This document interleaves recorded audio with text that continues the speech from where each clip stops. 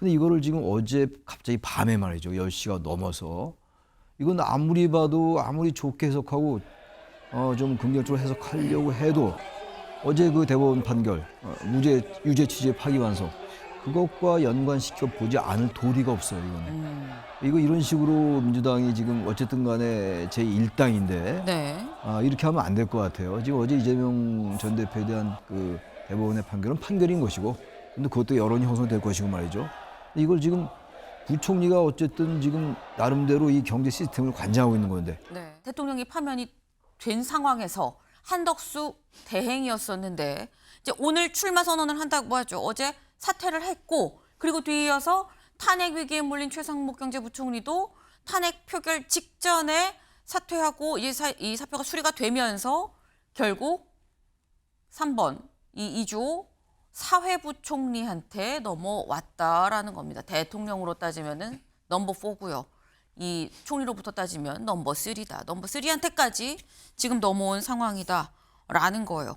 그런데 지금 말씀은 뭐 윤영걸 대표님은 지금 지금 어제 이재명 후보 이 대법원 판단 때문에 지금 화풀이하는 거냐 갑자기 왜 이러는 거야라고 말씀하셨는데 최창일 교수님 네. 사실 최상목 이 경제부총리에 대한 탄핵안이 계속 논의가 되고 있긴 했습니다만 중단된 상태였었거든요. 이게 어제 오후에 갑자기 급물살을 탔어요. 급물살을 탄 이유를 뭐라고 봐야 되는 겁니까? 글쎄 명분이 약하다고 저는 생각해요. 지금 네. 대외적인 명분은 계엄 사태를 막지 못했다. 네. 묵인 또는 방조했다라는 얘기인데 이 지금 최상목 이미 전 부총리입니다만 전 부총리는 이 계엄에 대해서 대단히 비판적인 얘기를 해왔어요. 그래서 이걸 가지고 지금 묵인 또는 방조했다는 점 이걸 하나 들었는데 이것도 좀 명분이 좀 약하다고 보여지고 또 하나가 미국과의 통상협정을 너무 빨리 서두른다. 너무 빨리 서두르고 있다. 그리고 한덕수 전 대행도 마찬가지로 어떤 이 선거에 활용하기 위해서 하는 거 아니냐 뭐 이런 미국 재무장관의 발언도 소개되고 이랬었어요. 네. 그런 관점에서 이제 탄핵을 한 거라고 보는 겁니다. 지금 두 가지예요. 결국 명분은. 네. 계엄을 막지 못했다라는 거. 그리고 근데 또 이제 사실 이런 얘기가 나올 수 있는 게 계엄 막지 못했다고 얘기 나온 게 어제 오늘 일이 그러니까 아니고 말이에요. 베선트 장관이 그 얘기를 한 게 뭐 직전에 뭐 몇 시간 전에 했었던 게 아닌데 왜 갑자기 급물살이라고 할 수 있거든요. 두 가지를 이제 명분으로 내세운 거예요. 지금 탄핵 네. 사유 이제 민주당이 공식으로 내세운 사유입니다. 네. 이거 누가 봐도 이거는 지금 말씀처럼 이미 오래전에 얘기돼 왔던 것들이었고 바로 그래서 그럼에도 불구하고 민주당이 자제해 왔던 거예요. 현재 상황이 지금 대선도 얼마 안 남았고 어쨌든 미국과의 통상협정은 추진해야 되는 것이기 때문에 근데 이거를 지금 어제 갑자기 밤에 말이죠. 10시가 넘어서 이건 아무리 봐도 아무리 좋게 해석하고 좀 긍정적으로 해석하려고 해도 어제 그 대법원 판결 무죄 유죄 취지의 파기환송 그것과 연관시켜 보지 않을 도리가 없어요. 이거는.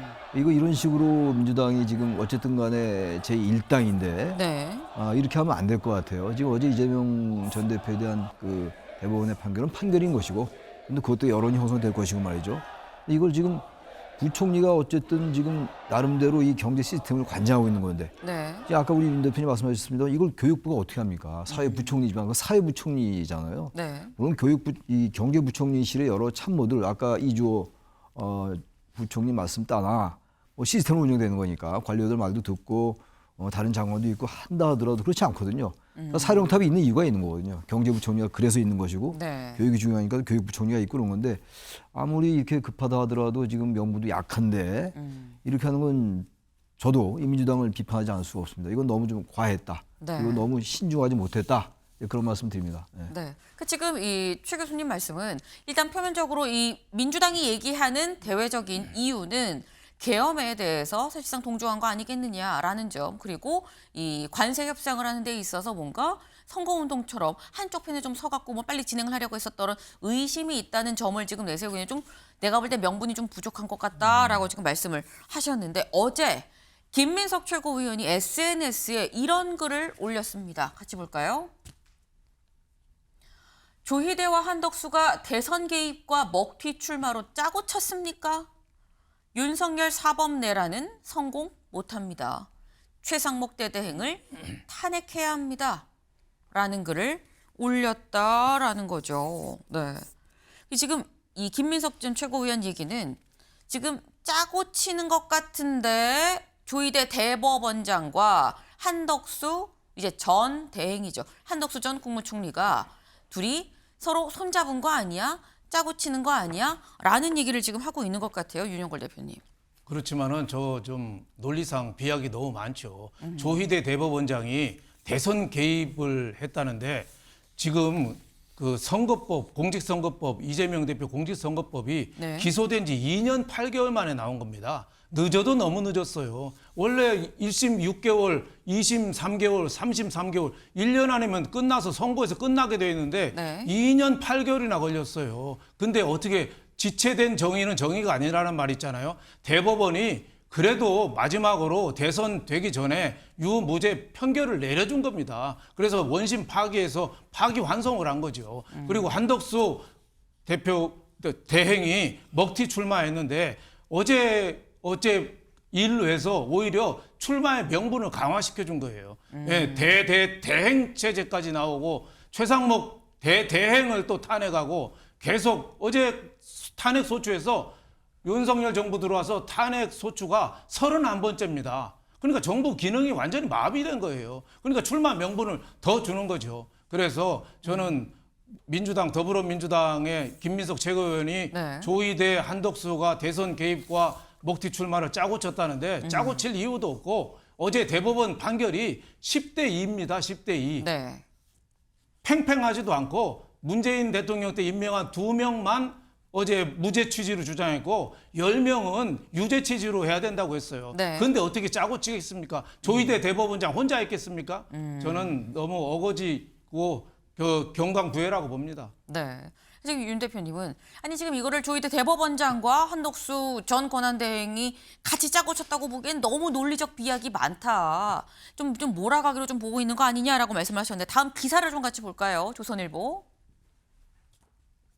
짜고 치는 고스톱이다. 한 달만 기다려라. 경제 수장까지 날린 민주당이라는 제목이에요. 일단 뭐 짜고 치는 고스톱 이거 김민석 최고위원이 한 얘기죠. 그런데 이거 말고 딱 기다려 한 달만 약간 이런 느낌의 글도 이 말도 나왔다라는 겁니다. 이병기 의원 이 SNS 같이 볼까요? 김병기 의원 네 보겠습니다. 이것들 봐라. 사법 권력이 헌법 질서를 무시하고 입법 행정 권력까지 장악하겠다는 거지. 한 달만 기다려. 라는 글을 올렸었다가 현재 지금 삭제가 돼 있는 상태입니다. 네. 근데 일단 한 달만 기다려. 지금 어떻게 해보겠다는 거야? 우리가 한 달 뒤면은 입장 바뀌어. 라는 취지로 지금 얘기를 하고 있는 것 같아요. 최창일 교수님. 지금 이 얘기는 사법부도 못 믿고 행정부도 못 믿고 그러니까 입법, 사법, 행정인데 입법은 이미 민주당이 사실 이 다수당으로 이 있고. 권력을 갖고 힘을 갖고 있는 상황인데 남은 둘 다 못 믿겠다라는 취지인 걸로 보입니다. 근데 저게 이제 이런 거잖아요. 민주적 정당성에 의해서 선출된 네. 지도자. 그러니까 지금 현재 대선이 한 달밖에 안 남았습니다만 대법원의 이 판단이 뭐 최종 판정은 안 내린 거예요. 다시 환송이 됐으니까. 그렇다 하더라도 국민들의 이 선출권을 제한한다고 보고 있는 것 같아요. 민주당은. 반대로 대법원은 오히려 이재명 후보의 그러한 여러 얘기들이 오히려 유권자들, 이른바 선거인들의 판단을 왜곡할 수 있다. 그래서 허위사실 공표다라고 유죄 취지로 환송한 거 아니겠어요? 입장이 전혀 다른 건데 네. 우리가 이걸 상기해야 돼요. 아주 객관적으로 냉정해 봐야 되는 게 지난번 헌재 판단할 때 말이죠. 윤석열 전 대통령 탄핵 파면할 때 그때 이 논리가 국민의힘의 논리였어요. 국민이 뽑은, 국민이 선출한 대통령을 감히 헌법재판소와 사법 권력이 왜 파면하느냐라는 논리가 많았다고요. 네. 그래서 항상 민주적 정당성과 이 헌정주의가 충돌하는 거거든요. 근데 그때는 민주당이 그런 얘기를 안 했어요. 물론 이른바 내란이라고 한 계엄이라는 것과 이것과 비교하기는 어렵다 하더라도 말이죠. 기본적으로 이 민주주의를 유지하고 있는 시스템이 그렇게 돼 있는 거예요. 그래서 사법 권력과 이 입법 권력, 행정 권력이 서로 견제하라는 거거든요. 네. 물론 사법 권력은 민주적 정당성이 취약하죠. 선출직이 아니니까. 그럼 애도 불구하고 사법부에다가 결국 최종 판단을 맡기는 거거든요. 그래서 사법부가 마지막 민주주의의 보루라는 게 바로 그런 것들이에요. 그래서 우리 항상 그런 비판하잖아요. 어떻게 판사 몇 명에 의해서 국가운영이 좌우되느냐. 그건 사실 헌재 판단도 나왔던 얘기였어요. 근데 네. 저런 식의 논리 물론 삭제됐습니다만 저런 식의 논리는 헌재 판단과 이 판단을 동료에서 보는 게 아니기 때문에 물론 사안은 많이 달라요. 네. 훨씬 더 계엄이 유중하긴 합니다만 어쨌든 사법 시스템을 신뢰해야 된다면 사법부에 대해서 사법 구태타다 하면서 여러 가지 지금 사법부가 정치에 개입하고 있다. 뭐 사법의 정체는 많이 있었던 얘기는 합니다만 그런 부분들은 좀 민주당이 자제할 필요가 있다고 생각해요. 어쨌든 간에 한 달을 그야말로 한 달만 기다려야죠. 그러면 한 달 동안 자제하라는 얘기지 한 달 동안 막 사용해라라는 얘기는 아니거든요. 근데 사실 지금 저희가 앞에서 김민석 최고위원 그리고 뭐 김병기 의원의 얘기를 지금 보면 요지는 이거예요. 지금 사법부의 판단에 대해서 민주당이 좀 있는 그대로 받아들이지 않는 것 같다는 취지의 말씀이었는데 지금 얘기는 지금 사법부뿐만이 아니라 사법부랑 행정부가 손을 잡았다고 봤기 때문에 지금 최상목 경제부총리를 탄핵을 한 거 아니겠습니까? 그러니까 말하자면 아까 이제 김민석 최고의 얘기처럼 조희대 대법원장과 네. 한덕수 전 권한대행이 뭔가 소통이 있었다, 교감이 있었다, 이제 네. 짜고 쳤다 이런 얘기인데 저는 그 상상할 수 없는 일이에요. 만약 그게 밝혀진 말이죠, 대한민국은 헌정질서 자체가 문제가 아니에요. 그건 완전히 대한민국이 무너진 상황이기 때문에 전 네. 글쎄 어제 이제 시간대가 좀 그렇긴 하죠. 3시에 대법원 판결이 나왔고 4시에 이제 한덕수 권한대행이 이제 사퇴를 했으니까 그렇게 봄직한데 네. 아무리 화가 나더라도 근거가 있어야죠, 그런 것도. 그래서 전 마지막까지 민주당이 전 그 이재명 후보의 말이 맞다고 봐요. 국민의 판단에 따르겠다, 국민이 선택할 것이다라는 기조로 당당히 가야 돼요. 너무 지금 어제 그 판결에 격앙돼 가지고 너무 좀 이 자제로 잃은 게 아닌가. 그냥 밤에 갑자기 최상목 권한대행 사퇴시킨 거나 마찬가지죠, 사실상. 사퇴는 본인이 했습니다만. 게다가 이런 강경한 발언들 올리고 이게 과연 선거에 도움이 될까. 냉정하게 봐야 돼요, 민주당이 지금. 이 상황을 이재명 후보가 지지율이 높다 하더라도 말이죠. 이걸 너무 과도하게 이렇게 되면 중도층의 표심이 중요한 건데 이 상황에서 네. 어제 대법원 판결 이후에 말이죠. 더욱더 중요해졌어요. 중도층의 이 표심이 어느 때보다도. 그럼에도 불구하고 저런 행동과 저런 발언들은 이재명 후보에게 별로 도움이 되지 않는다. 제가 만약 민주당이었다면 저 강력하게 말릴 것 같아요. 네. 저는 저 최상목 대행의 전 탄핵도 전 말렸을 것 같아요. 근데 민주당이 조금 더 강경한 거, 전 강경이 아니라 좀 자제로 잃는 거 아닌가라는 생각도 들기도 합니다. 네. 네, 최상목 대행을 탄핵한 건 좀 무리수였다. 어떠한 근거로 행정부와 사법부가 같이 손잡고 간다고 판단을 하는 거냐라고 말씀을 지금 하셨어요. 네. 다음 기사를 좀 보겠습니다. 네. 민주 탄핵에 최상목 사퇴, 통상전쟁 와중에 경제수장 공석입니다. 네. 근데 지금 이 최상목 대행이 일단 사퇴를 했어요. 탄핵안이 표결되기 직전에 사퇴를 하긴 했는데, 근데 윤영걸 대표님, 네. 이게 한편으로는 사퇴하는 게 맞았던 거야. 뭐 사퇴를 하나, 뭐 사퇴 안 하고 탄핵을 당하나. 결과는 사실 뭐 같은 거일 수 있는데 또 사퇴하는 거는 맞는 거야라는 생각도 또 들긴 듭니다. 사퇴 하나, 탄핵 하나 뭐 네. 효과는 똑같죠. 어차피 이 정부 1년 남았거든요. 6월 3일 날이면 끝나요. 네. 그러니까 탄핵 심판 중에 그 정부가 끝납니다. 그러니까 탄핵을 한 번 당한 것도 아니고 계속 지난번부터 계속 얘기가 계속 나왔잖아요. 마은혁 재판관 임명부터 지금 네. 마은혁 재판관이 헌재 됐는데도 불구하고 공정선거관리 책임, 또 하나는 그 미국과 통상회담을 서두른다는 거, 그 두 개 핑계로 해서 탄핵당한다는 거에 대해서 본인의 최상목 대대행의 본인의 분노 뭐 이런 게 상당히 있을 거 아닌가 이런 생각이 들어요. 그래서 사표를 내고 네. 한덕수 전 대행은 어제 밤 12시에 임기가 끝나거든요. 그쵸. 그러니까 끝나기 전에 그걸 제거하고 끝난 거죠. 그러니까 코미디 같은 일이 벌어진 거예요. 우리나라가 지금 그 책 읽는 사람이 없고 코미디 프로도 잘 안 봐요.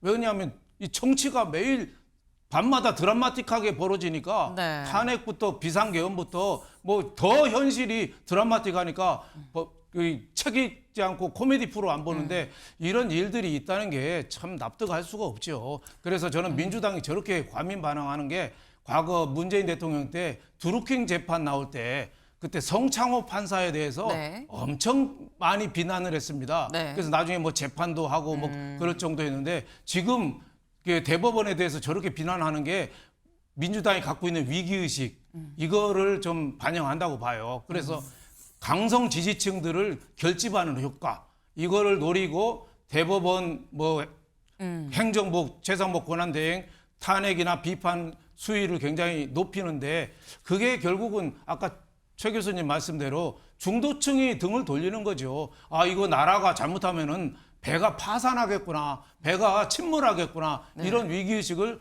계속 좀 불러일으킬 가능성이 있다고 봅니다. 네. 네.